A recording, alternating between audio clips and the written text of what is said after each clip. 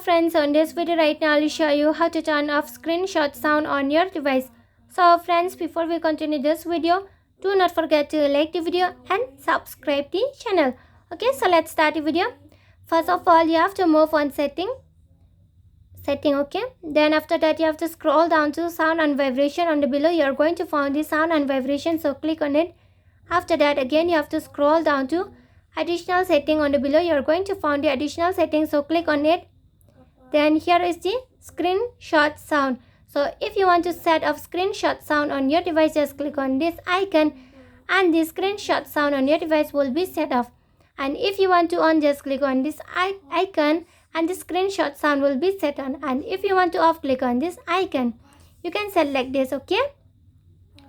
So friends, if you love the video, do not forget to like the video, share the video and subscribe to the channel, and thanks for watching.